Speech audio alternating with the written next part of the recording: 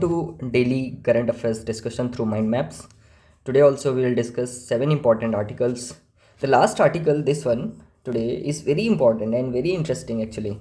This issue we are discussing from previous many days. I think twice we had discussed the health issues because of the cough syrup and some chemical, especially this glycol. If you remember in previous discussion, we have covered this particular thing.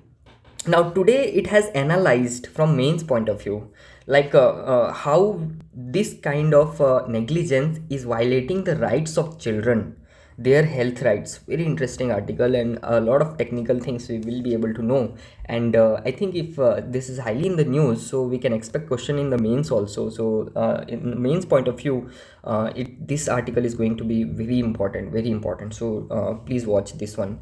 Let's start the first article, that is Mahe anti-submarine warfare shallow water craft. You see the image here.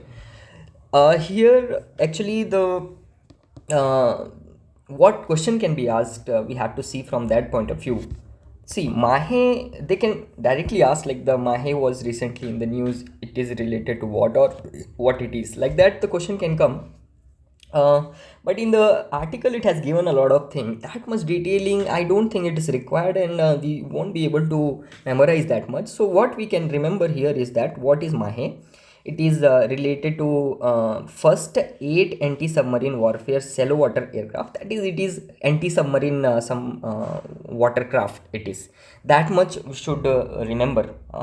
Then second thing is that it has been developed by whom?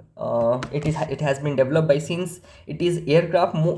This ship watercraft. So most of the time the watercrafts are made by the Cochin, not always, but most of the time Cochin Shipyard Limited. Yes. So this shipyard limited, Cochin Shipyard Limited, has which is in the Kochi, has developed this particular watercraft. Okay. And here 80% contents are indigenous.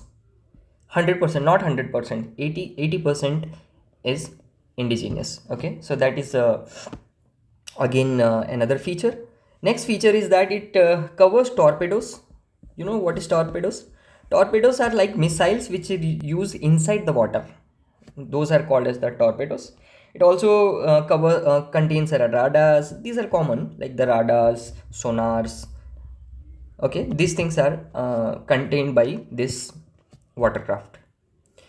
Another fact we should remember here is that what is Mahe? Actually, this name Mahe has been derived from our historical port town. You must have heard about the Mahe, which is one of the city in Union Territory of Puducherry, and it is very much historical port, Mahe, right?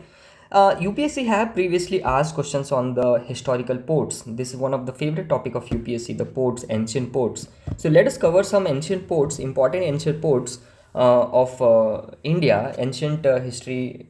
See this, major ancient ports. So we won't cover everything, but important, like the Chandraketugad. If you remember in 2022, UPSC asked question on Chandraketugad. It is in which state? This Chandraketu Gad. This is important. Multiple times they have asked this. Second, Tamralipti. It is in you see here in in Odisha, West Bengal, and that region, Bengal region, Chandraketu Gad, Tamralipti.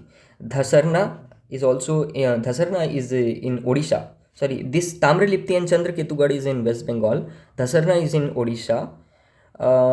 Next important is the Arikamedu in Tamil Nadu. It's very important. Puhar is also important in Tamil Nadu. And then here you have Masulipatnam, you must have heard. This is easy to remember in Andhra Pradesh. Then the next is the Korkai, Tamil Nadu. Kozhikode, Kerala. And next important is that Sopra in Maharashtra. Kalyani also in Maharashtra. Bharuch is very important in Gujarat. Bharuch. Lothal, as you know, it is one of the Indus Valley civilization port. So this is also very important. These are in Indus Valley civilization ports which are currently in Pakistan. At least we should remember the major one. We don't have to remember everything. See, Ghantasala is also, sorry, this I skipped. Ghantasala is very important. Previously UPSC asked, like, the Ghantasala term is often mentioned in the ancient history, which among the following is correct? It's a port, Ghantasala, please remember. So we quickly revised ancient ports of India. Let's move to the next article. Next important article is the PM Ayushman Bharat Health Infrastructure Mission, which is short form is the PM AVHIM. See, UPSC asked such kind of question. See this. Previously, they asked a question on this scheme. The scheme was Ayushman Bharat Digital Mission. Ayushman Bharat Digital Mission considered the following statement. They gave 3 statements and asked us to choose the correct. Same question may not be repeated, but what we are getting from here is that the scheme feature and their feature is often asked by the UPSC in the form of MCQs. So in that way, we should cover such kind of schemes which are coming in the news again and again. Here, PM Bhim is one of the largest pan-national program. Since it is see, the key word here is that it is infrastructure mission, right? So definitely it will help to develop the healthcare related infrastructures like the primary healthcare services and other related infrastructure, so that we can become self-reliant in public health system. What are the other features? Other important feature is that this scheme is between 2021 to 2026, so deadline is already there. So a major objective is to upgrade healthcare facilities,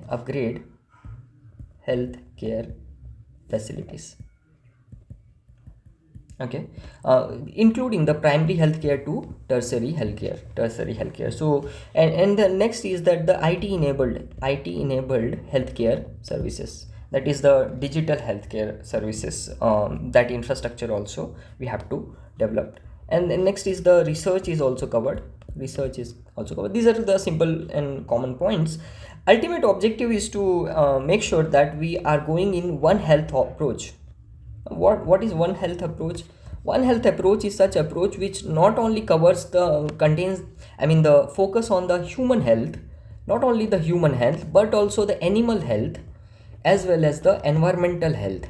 So basically this approach have the idea that the human health cannot be taken care in isolation. We have to take care about the animal health and the environmental health also. This became more prominent after this coronavirus, COVID-19, as the many theories suggest that this corona or COVID-19 coronavirus actually was a zoonotic virus. Similarly, the Zika virus and other such viruses are also having the relation with the animals also. So their origin is from the animal. That means if we take care about the animal health, human health can also be ensured by preventing such kind of zoonotic disease to spread from the animal to the human, right? So that way we can prevent this kind of infectious diseases. That's why we should apply the approach of one health approach. Overall, this scheme is very important. This will also help us to achieve the SDG 3, that is Sustainable Development Goal 3, that is good health and well-being, and which also talks about the universal health coverage. So this way we have covered this particular article, that is the PM Ayushman Bharat Health Infrastructure Mission, important from the prelims point of view. Let's go to the next important article. Next article is the Gyan Bharatam mission. This mission is also highly in the news. Here, what is the recent context is that the Gyan Bharatam mission is signing one MOU with whom around 20 institutions across the country for conservation, upkeep and digitization of manuscript. Remember this Gram Bharatam mission, one fact you should remember is it is related to the manuscripts. It's related to manuscripts. Now let's cover this article from a holistic way, because this is very important. So here the topic is Gyan Bharatam mission.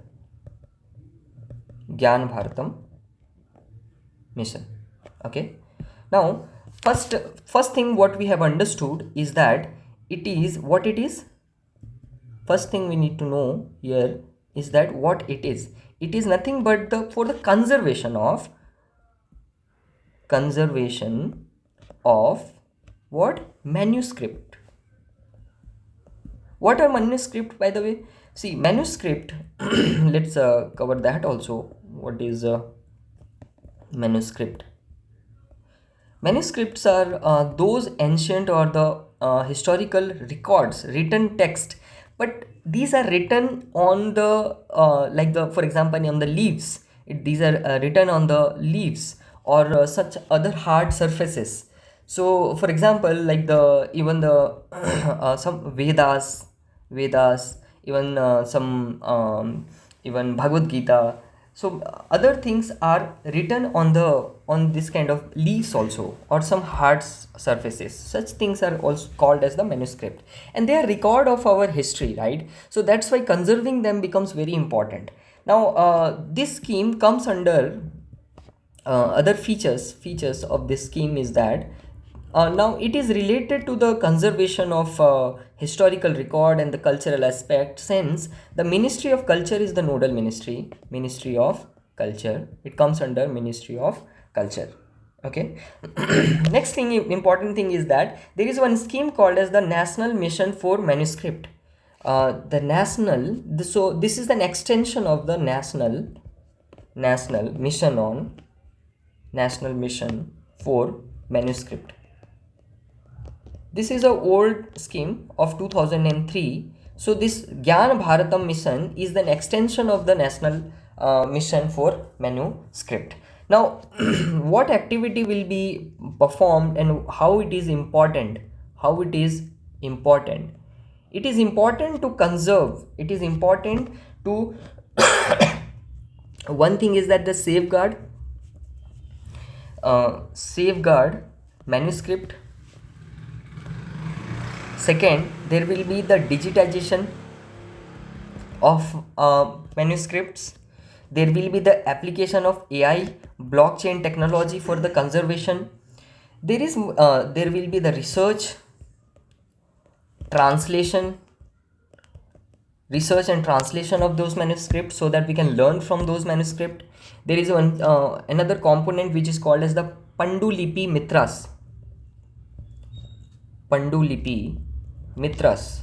These are the volunteers at the grassroots level, volunteers who will support in this conservation program of different manuscript, who are the locals and who can help in the conservation and understanding of these kind of manuscript. So this is the coverage of the holistic this Gyan Bharatam mission.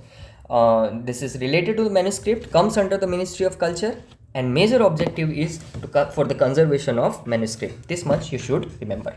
Now let's go to the next important article. Next article is related to the this is another extension. Actually, it was previously in the news that there is one program which is called as the Memory of the World Register. As you know, there is a World Heritage Site which conserve the different heritage site. In the same way, there is one program called as the Memory of the World Register by the UNESCO only, which actually enlists those manuscripts which have the historical as well as the global significance. Recently, there are two important manuscripts of India which was listed under this UNESCO Memory of the World Register. One is the Bhagavad Gita and second is the Natya Shastra. Bhagavad Gita and Natya Shastra. These two, you know that the Bhagavad Gita is related to the Mahabharata, in which the Krishna gave some upadesh to the Arjuna, and that is documented. Natya Shastra by Bharat Muni. In the in ancient history, Bharat Muni wrote this Natya Shastra, which covers the different art forms, right? So that is also conserved as identified as the Memory of the World Register. It is by UNESCO. Okay, so that part also we covered as a subsidiary of that particular article. Now, next thing is that merger and acquisition, amalgamation and the demerger. This key concept, it is related to the economy. So sometimes UPSC can ask like the which among the following are correct, because these terms are highly in the news. Recently, the Reserve Bank of India on October 24 laid down the draft guidelines for the bank financing and the corporate acquisition. So that's why these terms came into the news. What we need to know here is that what these terms mean. What these terms mean. So let's cover that. Merger and acquisition. So first thing important is that to know what differences, what are the differences between these keywords, what are the differences between the keywords. So there are two words, one is the merger and second is the acquisition. See, if I give you some example, you will be able to understand them in a very clear way. Merger is when the two organizations, this company A and the company B, these are the two. Let's say if merger is happening, then what will happen? See, this company A and the company B, this company A, both will be merged together and they will form one entity. So their individual existence of A and B won't be there now. Both have merged together and they have formed another company called as C.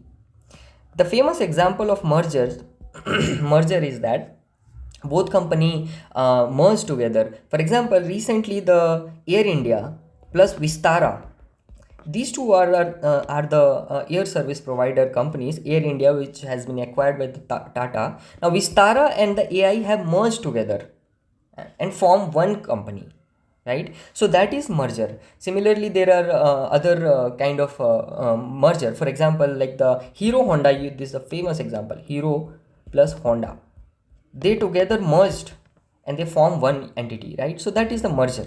Next is the acquisition. Acquisition means when the large company, there is one large company A, there is small company B. When this A company acquires this small company within it, so within A, the B has been acquired. For example, recently the company, for example, Zomato have acquired Blinkit. Zomato have acquired Blinkit. That is now this Blinkit, which was the separate company, now acquired by the Zomato, right? So that is one of the example of this kind of acquisition. Okay, so the difference I think is clear now.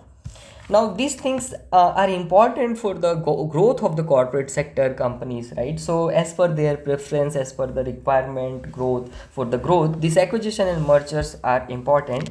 However, this has to be regulated. It has to be regulated so that there should not be the unfair practices, as well as the rights of the consumers and the shareholders can be protected, right? So for that we have the different laws and the institution. So different legal provisions are there.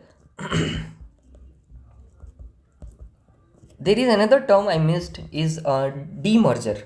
There is another term called as the demerger. This is opposite to merger. That means if one company is there where the multiple companies are there, they split into the different company. So this is basically demerger. Okay, that's simple to understand. Now what are the legal provisions available for this to regulate this merger and acquisition? First important provision is the Companies Act. Both of 1956 and 2013 have the provision related to regulate it. Second is the Income Tax Act 1961 is also one of contains the provision. Third is the Competition Act of 2002.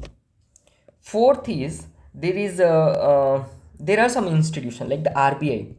If any merger is there which involves the foreign company, RBI has to be the approval from the RBI is necessary, because there would be the requirement of the foreign exchange transactions. So that's why this is important. Then you have the SEBI. You know about the SEBI.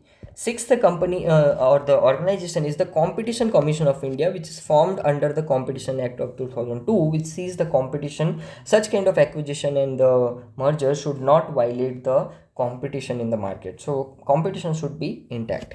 Seventh important institution, the NCLT. that is National Company Law Tribunal. National Company Law Tribunal.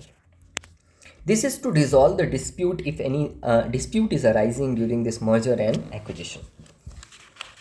Let's go to the next important article, which is related to the ASEAN India Summit. ASEAN India Summit is the 20th ASEAN India Summit is going to be organized or going to be held between 26th October to 28th October in Kuala Lumpur, Malaysia. See where it happened, the 20th, 21, this much detail we cannot remember, just to have an idea, like the 20th East Asia Summit is going to organize. What is here important is the organization is important, and what is India's relation with that organization. That is India ASEAN relation can be asked in the mains, IR, GS2. From that point of view, this can be important. See, India and ASEAN relation started in 1992 when they have the established the India ASEAN engagement started. India ASEAN engagement started in 2002. The first summit between the India and ASEAN was organized. 2012 they established the strategic partnership. That means they strengthened their relationship, which started including those defense sector also. Then 2022 it became the comprehensive strategic partnership, which expanded the scope of the previous partnership. So that way you see the growth, there is growth in relation between the India and ASEAN. Okay, ASEAN is East Asian countries, like the East Asian country like Malaysia, Indonesia, Thailand. These kind of countries are there. There are total 10 countries which are the member of ASEAN. Okay, so that is about the India ASEAN relations, what is in the news. Next important article is the Rashtriya Ekta Divas. First question is that what is this Rashtriya Ekta Divas and why it is celebrated? It is celebrated, that is the National Unity Day. Unity Day is celebrated to celebrate the birth anniversary of Sardar Vallabhbhai Patel. So that is first thing we have to remember. Now 31st October is celebrated as the National Unity Day or the Rashtriya Ekta Divas, because that is the birth anniversary. And now this 31st October 2025 is going to be the 150th birth anniversary of Sardar Vallabhbhai Patel. Now let's know more about this Rashtriya Ekta Divas. Okay, so some some important facts we have to know here is that it is celebrated because to celebrate the Sardar Vallabhbhai Patel birth anniversary. Okay, that is the first thing. He is also known as the Iron Man of India. Okay, and the other why it is celebrated, why the reason is that one is to celebrate his birth anniversary, second is to give a message of unity in diversity, and to celebrate the India's unity, integrity and the national solidarity. So that actually these kind of days help us remind us to remember the contribution of Iron Man of India in uniting India by uniting 562 or more than that also princely states together. And that's why he is also known as the architect of national unity and Iron Man of India. He is also known as architect of national unity. Okay, so that is all about this Rashtriya Ekta Divas. See, this statue which is situated in the Gujarat, that it is also called as Statue of Unity. There are other statues also there in India, like the Statue of Belief, which is in Rajasthan. It is a statue of Lord Shiva. There is Statue of Oneness, which is there in Madhya Pradesh. It is the statue of Adi Shankaracharya. There is Statue of Equality, which is in Hyderabad, which is the statue of Ramanuja. There is statue of social justice also, which is there in the Vijayawada. It is the statue of Ambedkar. And then there is a statue of prosperity, statue of prosperity, which is there in where it is situated. It is in Bangalore, and it is the statue of Nada Prabhu. Okay, so these are the different statues which are prominent in India. Let's discuss the next article, which is the mains article, and this is related to the health right of Indian children. Health right of Indian children. Now, this particular issue is there in the news. We had discussed previously also. The 25 children death, the death of 25 children due to the consumption of one cough syrup. Due to the consumption of this cough syrup actually shocked the conscience of the nation. That is, we all were so saddened. Like, how can the medicine which was given to cure those children became the cause of death of those children? That's a huge issue for all of us. Now that brings the issue of rights of health rights of our children. Are we taking that seriously? What are the regulatory as well as the legal provision? Are there gaps in those provision? And if they so, what initiative or the measure we should take so that we can ensure the rights of the children are ensured? Because this is not only important from in the country, it is important from our constitutional point of view also. The article 38F is specifically, article 39F specifically talks about the health and the security of the children, right? As 39% of our population are the children, their well-being and their rights should be one of the top priority of India. However, the major issue here is the pediatric pharmacovigilance. I'll explain this keyword, pharmacovigilance. See, here three keywords are there. One is the pediatric. As you know that the pediatric is nothing but is nothing but the health related to the children. Here the pharmaco means the medicines. Now vigilance means the to have the surveillance or the look over those system of medicine with particularly with respect to the children. So as per the writer, this is a major issue in India because of which this kind of issues are happening. As per the writer, this vigilance system is not very robust in India. What are the key challenges which are there? Challenges in this vigilance system, pharmacovigilance system, especially for the children. Key challenges. The challenge number one is the gap in the legal focus. Legal gap is there. Legal gap says that what is the legal gap? See, the most of the legal provisions, laws, policies are mostly focused on children by considering them. Their health rights are neglected. Basically, as per the writer, laws and policies are made mostly for focused on the child labor, focus on the sexual exploitation of sexual exploitation of children. But the focus on the pharmacovigilance for the children, pediatric drug, that is the drugs for the children, such kind of laws and policies are not there, or if it is there, it's not robust, right? So that is the legal gap. Mostly it is focused on the child right and the sexual exploitation, child labor, and these issues, not on the pediatric drugs surveillance and their vigilance. The second important issue the writer says is that children are not considered as a separate group of patient, or the separate group which have the different psychological and the physiological and the pharmacodynamic responses are different than the adults. But most of the time, as per the writer, the children are considered just as small adults, right?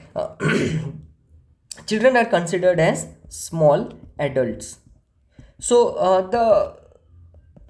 the special consideration which has to be considered before developing these medicines or the giving the prescription or doses are not given the priority. The third important issue is the children clinical trial issue. What is this issue? This issue says that, like, see, most of the test of the trials of the different medicine are done on the on the adults actually, because of the ethical reason. The trials on the children cannot be allowed. So because of that, what happens is that most of the tests are done on the adults, and then we extrapolate for the children also. So the exact doses and the administration of the different medicine is not ensured because the test is not done over the children. That is the third issue.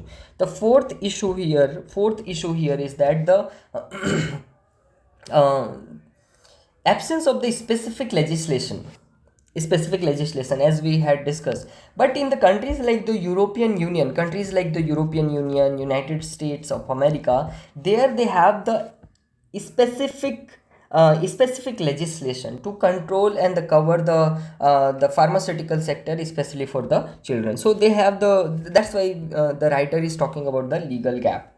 The next important issue here is that the pediatric essential medicine, that is the essential medicine for the children, essential medicine for children.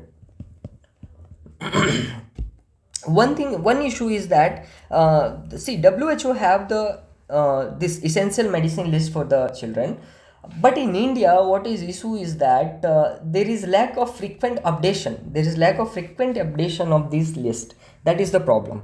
The fifth issue is that the poor OTC, over the counter regulation. For example, for the cough syrup, if child is getting the cough or syrup, what we say, whether child is having the dry cough or the dry cough, or is it liquid one. So and then we ask the medical shop that they give syrup for the cold or the cough, sorry, for the cough, and then the medical shop owner gives that.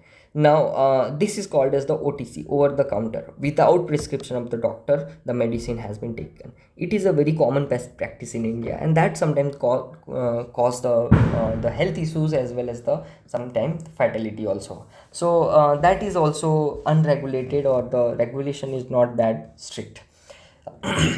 The sixth issue the writer says is lack of India specific data. India specific data for the research. Since in India the research is limited, we rely on the data from the other countries. So this is also one of the gap which is present. Then one issue the writers raise is that the global reputation is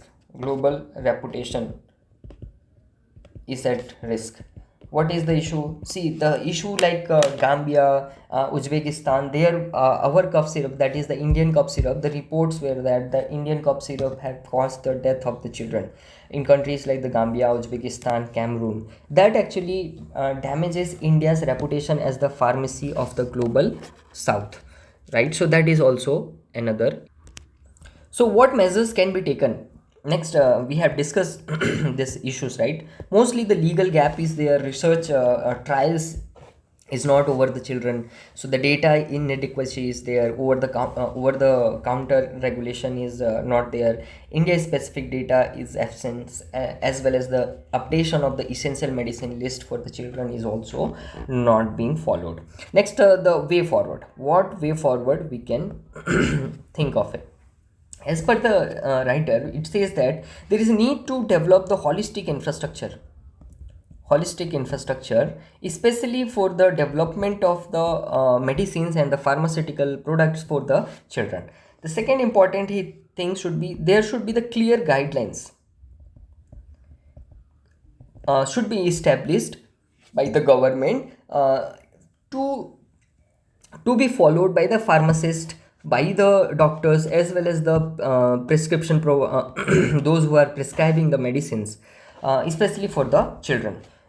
Third is that essential medicine list should be regularly updated. Fourth is that we need to promote the safe practices by training education of the caregivers, pharmacists. That is also important. Fifth is that we need to follow the zero tolerance policy. Zero tolerance policy towards the medical medicines for the children, pharmaceutical for the children. Then the invest on R&D in India, that is the India specific R&D is required. So these initiative can be taken so that we can ensure that the we developed one robust data driven and strictly regulated